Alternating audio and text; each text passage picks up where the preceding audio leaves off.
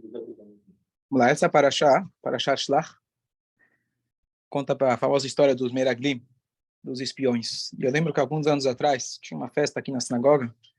A gente evita, não é o ideal, mas às vezes tem muita gente que precisa de aliar, subir a Torá. Então você pode, eventualmente, subdividir e chamar mais gente, além dos 8 que já sobem.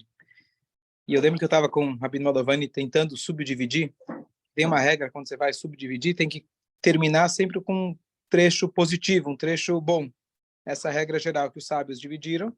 E se a gente vai subdividir, também tem que fazer essa regra. E estava muito difícil. Porque se você for ver essa paraxá, o tempo todo, quase o tempo todo, é o erro dos Meraglim, e o que aconteceu com eles, o castigo deles, e a crítica de Moshe para eles, e Hashem falando o que vai acontecer com eles. Então, realmente, é uma paraxá, se você for ver, é uma paraxá pesada, digamos assim. E no final conseguimos, né? Mas não é tão fácil. Então, só para a gente ter uma ideia de que realmente essa paraxá, a gente tem que buscar mais fundo para tentar encontrar as mensagens positivas para a gente, o que a gente pode tirar de bom. Então vamos lá. A primeira coisa, o Moshe Rabbeinu, ele pergunta para Hashem, será que eu posso mandar Meraglim, mandar espiões para Eretz Israel?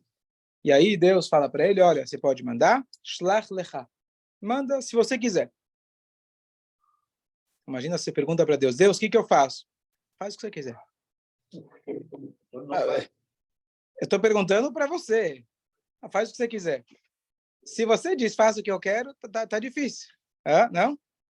Ele falou Lech Lecha também. Então, vai para você. Para o seu bom. Para o seu bem. Aqui, Shlach Lecha, conforme o Rashi explica, quer dizer, Ledatcha. Vai, confia na sua... Correta entonação. Correta entonação. Sim. Lecha. Entendi a pergunta. A comparação do Shlach Lecha com Lech Lecha. Tá, entendi. Leche vai. Shlach manda. Tá, entendi tua colocação. Mas a ideia é que aqui a explicação, pelo menos, é você decide. Difícil, né? Vou perguntar para o mestre, cara que entende de tudo, ele fala, olha, você decide. Então, paguei a consulta para quê? Faço a cirurgia ou não faço? O que você achar? Eu sou leigo, peraí. Estranho essa resposta de Hashem. Então, foi um erro. Então, uma das explicações dizem que Shlach Lecha Anashim significa mande homens. Se ele tivesse mandado mulheres, não teria acontecido o mesmo erro. E a gente sabe que realmente as mulheres não choraram. As mulheres entraram em Eretz Israel. Quem morreram foram os homens que choraram. E, inclusive, depois vai aparecer as 5 filhas de Tzlofchad, etc., que elas também gostavam muito de Eretz Israel. Elas tinham um carinho muito grande por Eretz Israel. Então, nunca que elas teriam feito uma coisa dessas. Então, aqui já é uma mensagem interessante. O erro foi que ele mandou homens e não espiãs. Entraram muitas viúvas. Entraram muitas viúvas. E aí dizem que aí começou a primeira crise de Shidduchim, porque você tinha uma geração inteira de mulheres e uma geração de homens faltando. São os problemas da vida. Não, na época você tinha a poligamia, então um homem podia ter mais de uma mulher. Mas assim dizem. Bom. Também acho que quando eu falo faz o que você quiser, é porque pode fazer o que quiser que o resultado vai ser o mesmo. Se ele tivesse tomado outra decisão, ia acontecer alguma coisa que o resultado final ia ser o mesmo. Pode até ser. Não vai mudar o destino. Mas então, você pode interpretar. O cara vai no médico, ele está com uma situação muito delicada e mais fala, olha, faz o que você quiser. Fazendo a cirurgia ou não, vai dar no mesmo. É triste. Mas triste. Se você quiser no pé, porque o teu problema é no braço, entendeu? Não, entendi. Não vai mudar. Pode ser a interpretação, mas tem uma interpretação mais profunda aqui. Contradiz um pouco a filosofia judaica, né? Comentou porque na prática, pelo menos o que eu aprendi até agora, você tem que falar que tudo é para o bem, é aquilo que já foi, não para aquilo que virá. Se você falar que tudo é... E a parte mais difícil de entender, que essa explicação é clássica, mas eu queria só entrar no detalhe dela, como que pode ser se eles eram anashim significam pessoas dignas, sadikim, como é trazido, naquele momento eles eram ksherim, como que eles voltam e falam não somente mal de Israel, mas conforme a interpretação que eles falam chazak mimeno, que eles chegam na conclusão que são mais fortes que, não só que a gente, mas mais fortes que Hashem. Então, por mais que vai dizer, eles queriam ficar no deserto, qualquer motivação que fosse, mas como você chega na conclusão que eles são mais fortes que Hashem, além do fato que eles estavam, apesar do fato que eles estavam vivendo literalmente milagre todos os dias, saíram do Egito, etc.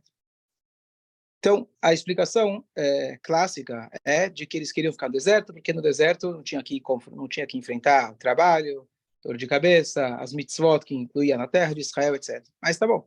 Mas por que então falar que é mais forte que Deus? Como você vai dizer que é mais forte que Deus? Mais um detalhe, quando Caleb, ele se levanta e fala, pessoal, sabe o que Moshe fez? Aí todo mundo ficou em silêncio. Aí vem uma lachonará, todo mundo fica em silêncio. E aí ele falou, Moshe, ele tirou a gente do Egito, ele deu pra gente o maná, certo? Com certeza vai dar tudo certo. Mas ele foca muito mais no futuro do que no presente. Ele não usa um argumento, pessoal, vamos abrir os olhos. Olha aqui, a gente está vivendo de milagre o tempo todo. Você acha que a gente não vai conseguir conquistar a terra? A gente não tem comida nem para hoje nem para amanhã. A gente já teria fritado aqui no deserto. Ele não fala isso. Hashem vai ajudar, a gente vai conseguir. Ele poderia falar, olha, se não fosse Moshe, se não fosse Deus, a gente hoje não estaria vivo. E aí, cada um raciocina sozinho para ter mais coragem.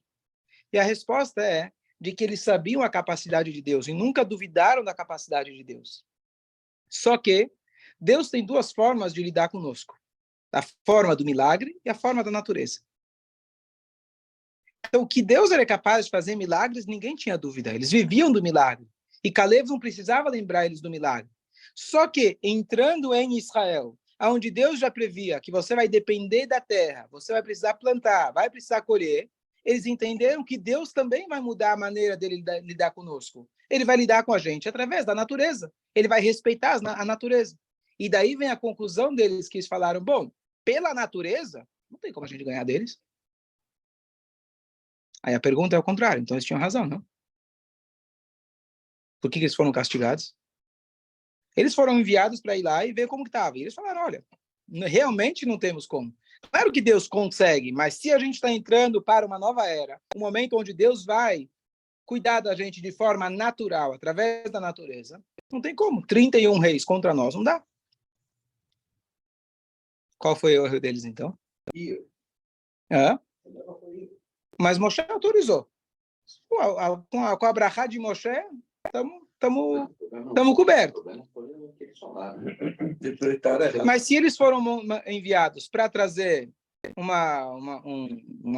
chama, um reporte completo, um relatório completo. Eu acho que Hashem vai deixar de cuidar, quer seja pela natureza, quer seja... Perfeito. Então aí tá o erro deles. Eles ainda não tinham entendido que Deus, além de que ele consegue quebrar a natureza, é o mesmo Hashem que vai cuidar da gente dentro das leis da natureza. E é isso que pra gente também às vezes é muito difícil da gente entender. Que Deus pode vir aqui fazer um raio e quebrar tudo, ou fazer eu ganhar na loteria, isso ele consegue. Se eu precisar, mas que ele consegue fazer que eu vou vender, fazer a minha venda hoje, isso fui eu. Isso deu sorte, certo? Na loteria, de repente aparecer 10 milhões na tua conta. Só isso. Isso é se a Hashem quiser. Agora, se eu fiz a venda normal, isso fui eu. É aquele cara que quer uma vaga para estacionar o carro. Famosa vaga. Fala, opa, não precisa mais, Deus, eu já achei. A continuação da piada é que quando ele falou já achei, aí chegou outro carro e cortou ele na frente.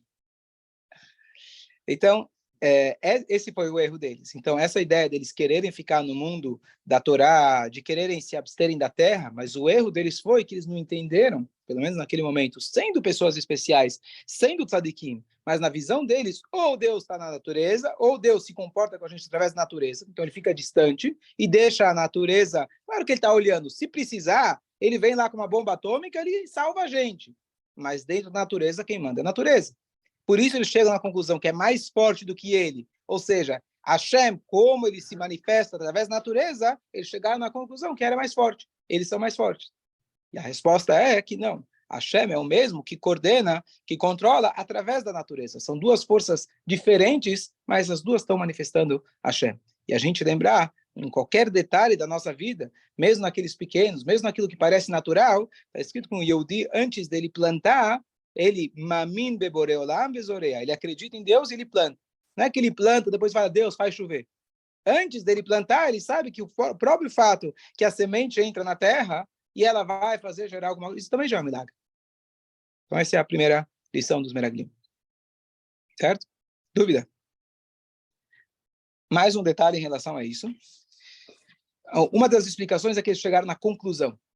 Eles deveriam ter trazido só o relatório. Olha, tem gigantes, tem frutas grandes, as pessoas estão morrendo, pronto. E o problema foi que eles chegaram na conclusão. Ok, vamos tirar a conclusão deles. Vamos supor que eles não fizeram conclusão. Mas o relatório deles foi correto ou foi errado? As pessoas eram grandes? Sim. As frutas eram grandes? Sim. Fizeram algo errado em relação ao relato deles? Não, foi um relato imparcial. Foi imparcial? Imparcial, foi. O relato. Foi objetivo? O relato. O relato foi objetivo? Vamos tirar a conclusão. A conclusão fizeram errado, falaram, olha, não vamos conseguir. Tá bom, deveriam fazer a conclusão diferente. Mas o relato em si foi correto? Foi tendencioso. Foi tendencioso. Por quê? Porque eles já estavam pensando em termos de não querer entrar.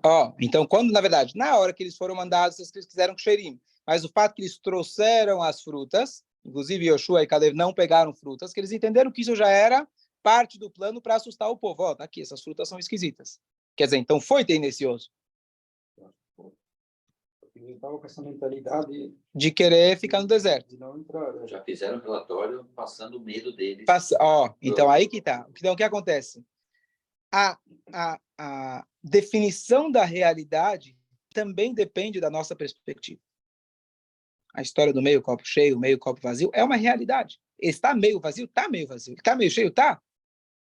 E são duas realidades que estão acontecendo ao mesmo tempo. Hashem fez com que as pessoas estivessem morrendo, assim Hashem fez, para que eles estivessem ocupados com o enterro e não prestassem atenção neles. Pessoas estão morrendo. Tá vendo? Essa terra está engolindo as pessoas. É a mesma realidade. Em vez de você enxergar que Hashem está te fazendo uma coisa boa, você vai lá e enxerga a mesma realidade de forma diferente.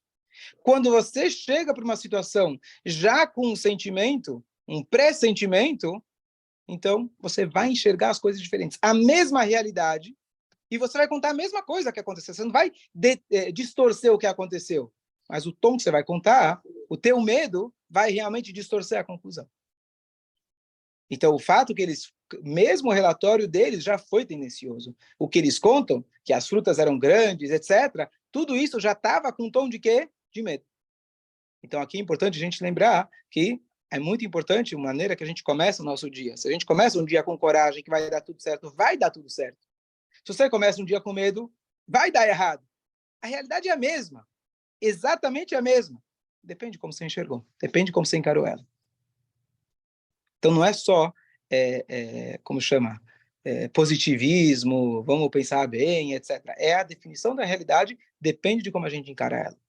E aí vem a famosa frase, que o Rabino Tversky sempre explica, que eles falam que éramos gafanhotos, porque a gente era pequenos, e assim éramos perante os olhos deles. Nos sentimos gafanhotos, e assim éramos perante os olhos deles. Como você sabe o que o cara está pensando a respeito de você? Então, o Midrash, ele traz que eles ouviram os gigantes conversando. Tá aí esses gafanhotos. Quem são esses gafanhotos aí? Mas a explicação mais profunda diz, se você acredita que você é gafanhoto, é isso que você vai ser mesmo. Então, você enxerga que os outros estão te olhando assim porque você se enxerga assim. Você projeta no outro achando que ele pensa de você, mas quem no fundo pensa isso é você mesmo. Aqui é a psicologia do medo, a psicologia da coragem. Então, talvez uma das maiores lições que os Meraglim deixam para a gente é como a gente pode realmente definir a nossa realidade baseado no nosso sentimento anterior. Se você tivesse com a confiança, se você acreditasse que mesmo na natureza é Hashem que domina, eles já chegariam corajosos e toda a história seria diferente. Que, aliás, naquele dia que eles choraram, foi o Tisha B'Av, e como consequência disso, o primeiro templo, o segundo templo, Noite de Cristal e todos os outros desastres foram justamente por esse medo. Olha como o medo ele é destrutivo.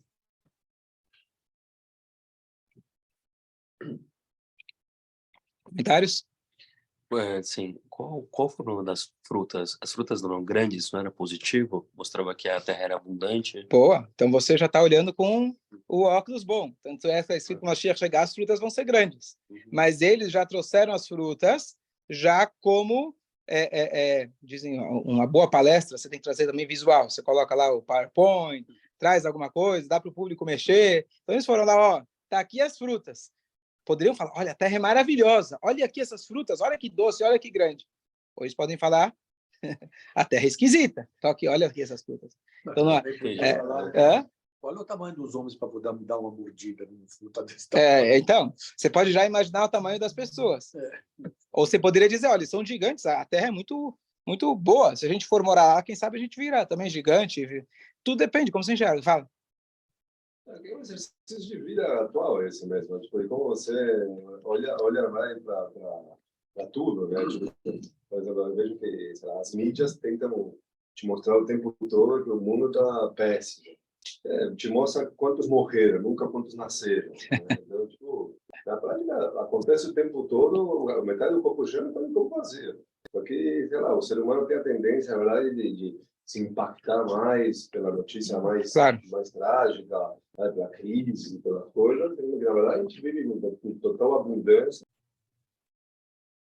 Sempre fala de pesquisas, etc. Essa pesquisa quem fez foi minha esposa. Ela deu aula em escolas muitos anos. E todo ano ela fazia essa mesma pergunta. Olha que interessante. Eu falei antes da crise, né? Mas isso é o que se dizia em relação ao shidur, né? Quantas mulheres tem, para quantos homens, etc. Então, às vezes, você chegava uma polêmica na classe. Quantas pessoas tem, quantos homens tem, quantas mulheres tem, por que às vezes meninas não conseguem se casar, em outros meios os meninos não conseguem casar, e etc. E ela, na classe dela, todo ano fazia a mesma coisa, cada um levanta a mão e fala quantos irmãos ele tem e quantas irmãs tem na família. E aí, 5, 3, 3, 5. No final das contas, era sempre, se não era 50-50, era 49 para 51. E sempre só na classe dava igual. Então, a gente precisa saber que, na verdade, a Hashem é tudo equilibrado. Tudo é equilibrado, tudo funciona. Tudo vai se equilibrar. A gente pode focar no problema, a gente pode focar na solução. Tem mais uma coisa muito bonita que eu vi esse ano que não conhecia. Na prática, também, o ser humano ainda não encontrou a fórmula. Né? Você vê a fome que ainda existe em tantos lugares, aqui na esquina, inclusive. E você vê isso regulado com gente que concentra uma renda muito alta. Mais um ponto muito bonito também relacionado ao medo, à coragem, etc. Então, o Moshe Rabbeinu, ele chega e fala para eles, olha, vai verificar se eles são fortes ou são fracos. Como você vai saber se eles são fortes ou fracos? Então, se as cidades forem muralhadas, o que você vai dizer que eles são? Fracos, porque eles são da muralha. Se eles são fortes, eles não são da muralha, certo? Batem no peito. Então, batem no peito e vem aqui, certo? Então, psicologicamente, também muitas vezes, você olha para uma pessoa, ele parece uma muralha. Ele parece um touro. Parece aquele cara que fala mais alto que todo mundo, bate o pé no chão, todo mundo treme, e você acha que esse é o cara mais convicto, com melhor autoestima do mundo. Na verdade, o que ele está fazendo? Ele está se protegendo. Já que ele é fraco lá dentro, então ele cria um monte de barreiras para ninguém nem chegar perto. A pessoa que tem confiança, a pessoa que tem um bom autoestima, ele não tem medo. Ele confia, ele se garante. Como você falou, ele bate no peito e não tem medo. De novo, a mesma ideia do medo. O medo, a pessoa que está com medo, ele vai construir um monte de barreiras para compensar ou para se garantir, entre aspas. E aqui, na verdade, a pessoa que tem força, realmente, aquele que tem coragem, ele não vai colocar tantas barreiras. Ele vai ser transparente e, assim, ele realmente é convicto de si mesmo. Achei uma frase bonita. Next. Mais alguma dúvida, algum comentário? Também é fácil a gente julgar que o outro tem medo, a gente está aqui tomando um cafezinho. O medo se enfrenta quando você está na pele do outro, ou não, né? Tipo, sei lá, o Mike Tyson que briga com você, mas você fala, pô, vou me garantir. Aqui você pode falar o que quiser, mas tipo, se você na hora H vai ter pulhão ali, vai enfrentar o Mike Tyson, é outra coisa, né? Querer quando você julga o erro dos outros, né? Pô, fica fácil julgar o que o outro deveria ter feito. Mas quando você está na pele do outro... Mais um ponto muito interessante que é o seguinte. Depois que eles reclamaram, todo mundo começou a chorar. Levanta o Caleb, tenta levantar a moral do povo. Cala a boca, você não sabe o que está falando. Vamos morrer aqui, vamos aqui no deserto. Olha o que Deus fez com a gente. Moshe Rabbeinu começa a pedir para Deus. Ele salva o povo em termos, e Deus fala, ok, tudo bem, então não vou matar eles agora, tem 40 anos aí para eles ficarem no deserto, mais 38, 39 anos para ficarem aqui, mas vão morrer aqui no deserto, só a próxima geração vai entrar. De repente, chega uma turma e fala, não, desculpa, Moshe, olha o que a gente fez, Deus tem a força, vamos lá, vamos entrar. Não, agora Deus falou que não. Não, a gente consegue, vamos lá, vai lá. vocês não vão conseguir. Você tem lá os povos, Amaleque está lá. Não. Hashem vai ajudar a gente. Eles vão lá, sobem a montanha e, pum, derrota total. O que ensina pra gente essa história? O que aconteceu com eles? Espera aí, até agora, Deus não conseguia. Agora que ele deu bronca, agora ele consegue. Não foi que Deus mostrou a força dele, fez mais um milagre. De repente, Deus deu a bronca, agora Deus consegue. E eles estavam tão convictos que nem escutaram mais Moshe Rabbeinu. Vamos? Então, o Alter Rebbe, ele tem um capítulo no Tânia que ele explica que um Yehudi, como que ele funciona? O Yehudi, às vezes, ele tem argumentos muito lógicos. Não dá. São 31 reis contra um. Não, mas Deus ele está se comportando através da natureza. Você prova por A mais B que está errado. De repente, você mexe com ele um pouquinho, de repente, toda aquela lógica que ele tinha, estruturada, filosofia, etc., mexe com ele e fala, não, preciso fazer chuva. Então, a maneira da gente lidar, inclusive ele fala isso sobre as nossas dúvidas de emuná. Às vezes acontece um Yehudi está rezando e, de repente, ele fala, será que Deus existe mesmo? Fala a verdade. Será que é ou não é? Aí a pessoa pode falar, ixi, tô mal. Não dá para eu rezar para Deus, eu nem sei se ele... Então, talvez eu preciso dar uma parada aqui, retomar meus valores, estudar, fazer um retiro espiritual. Diz o Alter Rebbe, isso aqui é só Yetzirah. É só querendo te esfriar. Tanto é que os judeus, quando eles estavam no auge lá, achando que Deus não vai conseguir, na hora que você balançou eles um pouquinho, deu o castigo neles, cai toda aquela crosta e a alma deles volta e fala, não, Hashem vai conseguir. O que eles fizeram, exageraram, extrapolaram, foi um novo erro. Mas o fato que só de Moshe Rabbeinu dar uma chacoalhada neles, eles voltaram. Então, vale a pena a gente lembrar que quando a gente precisa convencer ou a nós mesmos ou a outra pessoa e mostrar para ele o caminho verdadeiro, o caminho de Hashem, os argumentos lógicos podem ser complementares. Mas nunca você vai conseguir despertar um Yehudi só pelo argumento lógico. A gente tem argumentos lógicos porque a Torá, claro, a Torá é verdadeira, então tem argumentos lógicos também. Mas o judaísmo não é através do argumento lógico. O que você precisa é despertar a alma do Yehudi. Então isso acontece muito quando você vai debater com alguém. E todos nós temos, porque em qualquer família aqui tenho certeza que você é o rabino da família. É ou não é? Você é o cara, você é o que representa Deus. Seja, não importa quanto você sabe e quanto você não sabe. Você é o cara que vai na sinagoga, pelo menos eu vou no Yom Kippur. Então você é o cara que tem que responder todos os problemas que eu tenho com Deus. Você tem que ser o advogado de Deus. E a nossa tendência é, o que o Rabino falou no Shur? Ele tinha falado uma história boa, que com essa aqui essa aqui ele vai se convencer. Chega lá e volta para o Rabino. Rabino, falei lá para meu tio, ele não concordou. Não deu certo, tá certo? Tudo que eu falei não deu certo. E aqui vem uma frase que ontem justo eu falei para alguém. Não responda a pergunta, responda a pessoa. Por que onde estava Deus no holocausto? Pergunta muito boa. Vamos até supor, não temos, né? Vamos supor que tem a melhor resposta do mundo, não vai mudar nada. O que ele está querendo saber é, cadê Deus na minha aflição? Ele do holocausto nem conhece nenhum sobrevivente. O cara hoje já não... Né? Ele está usando isso para... Então, o que está te incomodando? Escuta a pessoa, vê o que ele quer. Ele está incomodado, que talvez ele está passando por um momento difícil, que ele considera a dor de dente dele como, né, Hazel Shalom, tira de proporção o holocausto, cadê Deus? Então, ajuda ele a achar Deus na vida dele. Então, os argumentos lógicos são importantes, mas como complemento. Porque é a verdade, então claro que tem argumentos lógicos, mas nunca é através do argumento lógico.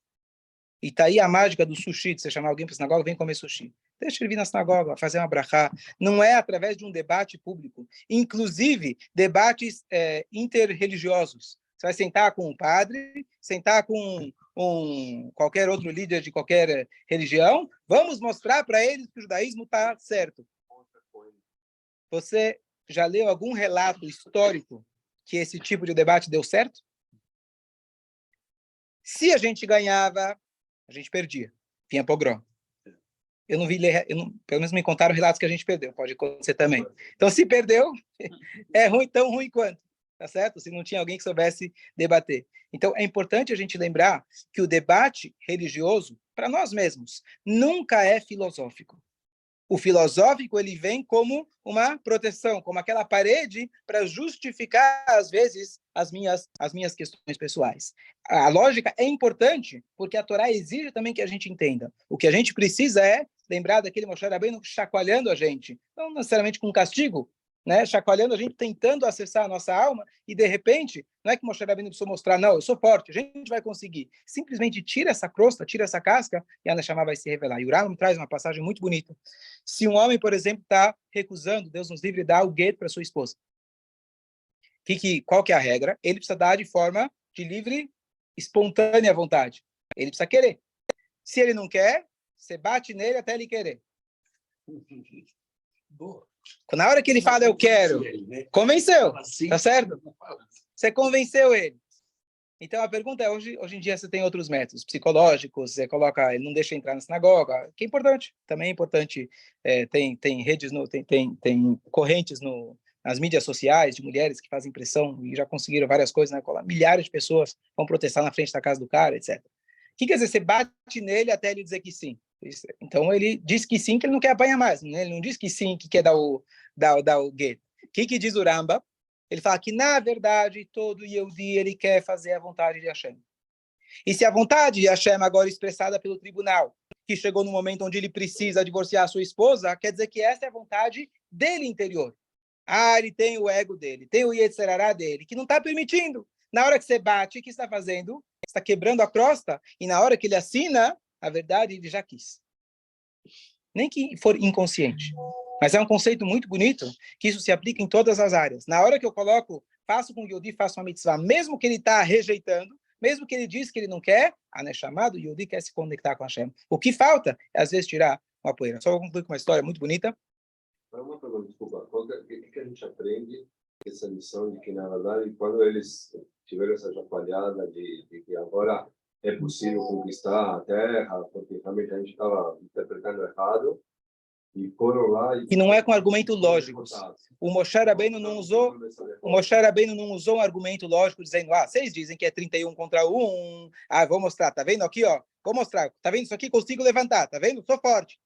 Então você consegue, desculpa, me enganei. Não foi isso que ele fez, ele só deu o castigo, falou o que Deus falou. Ele não mostrou que ele não deu um contra-argumento dizendo, sim, agora a gente vai conseguir. Ele simplesmente brigou com eles. Tá bom, aceito, obrigado, mas não por isso eu vou me convencer que agora eu consigo.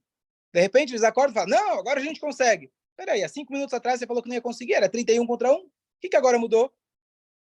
Quando eles voltam dessa derrota, eles avaliam o quê, então? Pô, Moshe, você estava viajando, então? Não, mas Moshe Rabbeinu falou, não vão agora, porque Deus não está com vocês. Eu estou falando o próprio... Pô, achei que você tinha razão, Moshe, mas você estava viajando. A gente realmente não tinha a menor chance de ganhar. Não. Aí o que acontece? A coragem deles tomou proporção contrária. No começo, eles estavam amarelando total. E no final, eles superestimaram a força deles. Nas duas, eles não ouviram Moshe. Mas o que eu quero dizer é apenas a transformação, algo positivo que a gente pode tirar disso daí, que essa transformação deles, de serem medrosos para serem corajosos, não foi com argumento lógico. E simplesmente Moshe Rabbeinu tirou a casca deles. Eles extrapolaram. Mas eu quero dizer que a transformação de alguém não necessariamente é através da lógica. Isso que eu queria falar. Tirou a casca. Bom, falando que eles vão morrer, vão morrer aqui no deserto, a casca de qualquer um de nós cai. Agora, o Yehudi, ele tem que ter emuná, mas também não vai falar, tenho tanta emuná que eu vou economizar com seguro-saúde, seguro do carro.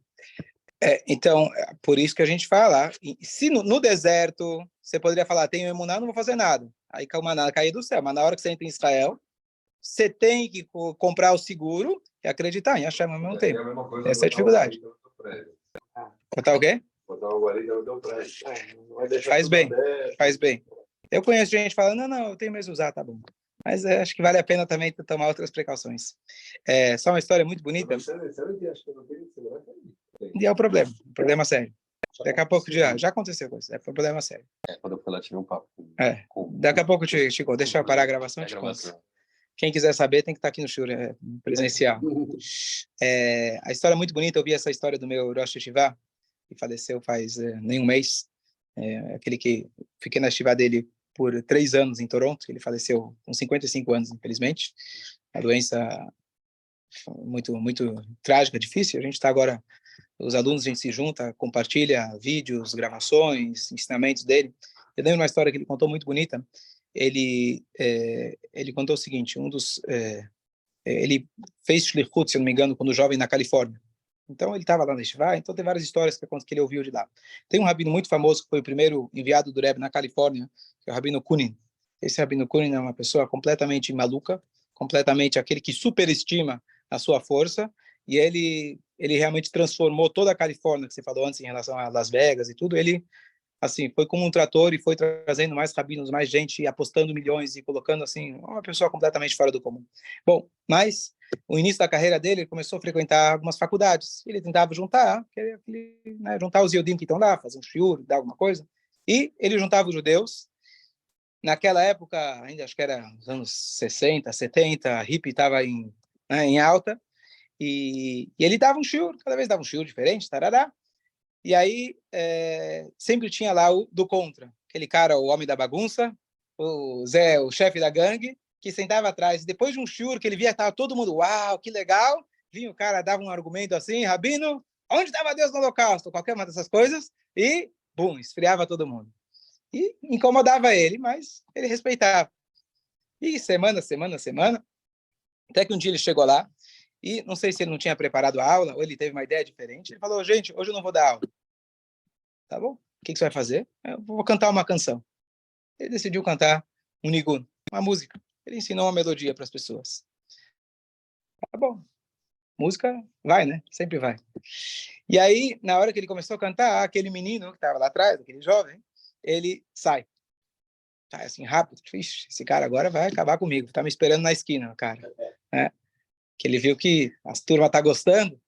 E quando termina a aula, todo mundo sai e ele vê que o cara tá na porta esperando, vermelho. Ele fala, Rabino, preciso conversar com você.